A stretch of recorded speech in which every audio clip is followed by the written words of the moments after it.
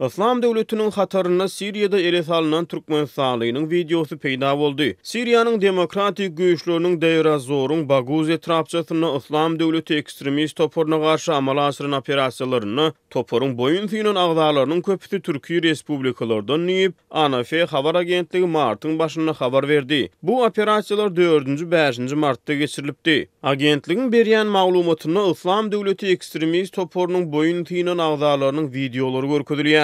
Olaryň hataryny ele salynanlardan bir erkek adam özüni Yusuf diýip tanışdyrýar hemde özüniň aslynyň Türkmenistanlydygyny aýdýar. Videodan ma'lum bolşuna görä özüni Yusuf adlandyrýan adam İslam döwleti ekstremist toporunyň hataryna İstanbuldan baryp goşulupdyr.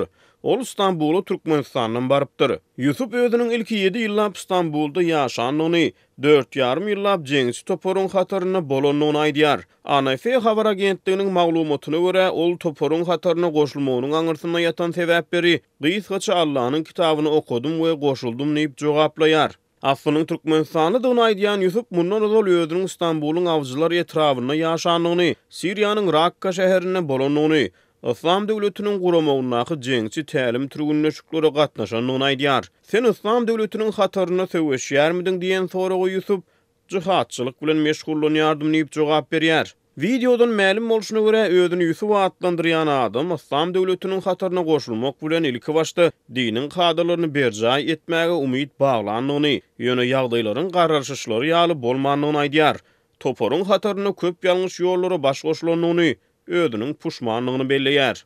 Ol interwýunyň soňunda özüniň Türkiýe dolanmak isleýändigini aýdýar. Bu ýagdaýda dolanyp biljegiňe gözüň ýetýärmi diýen soragy, men Türkiýe dolanmak isleýärin.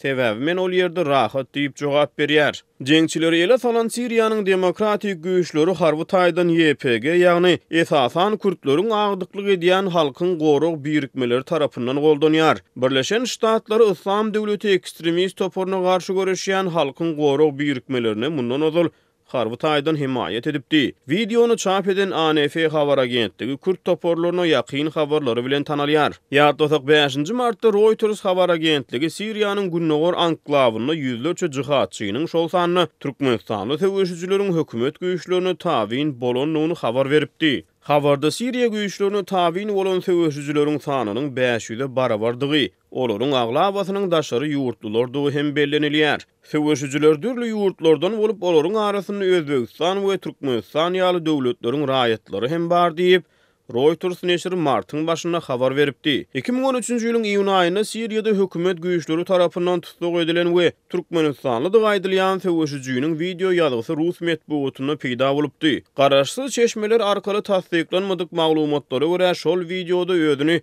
Abu Abdullah lakamy bilen tanışdyrýan hamaly Türkmenistanlynyň Al-Qaida toporuna değişli bolan Aleppo'daki bir toporun hataryna komandir bolanyny aýdyldy. Hökümetleri we halkara guramalary strategik howpsuzlyk maglumatlary bilen öpjün edýän The Sufan Group toporunyň 2017-nji ýylyň oktyabr aýynda ýaýradan hasabatyna İslam döwleti toporunyň hataryna söwüşmek üçin Türkmenistandan 400 sany adamyň Siriýa we Iraga gidenligi bellenilýär. Türkmen häkimetleri bu maglumatlary ne tasdiklaýar, ne de inkar edýär.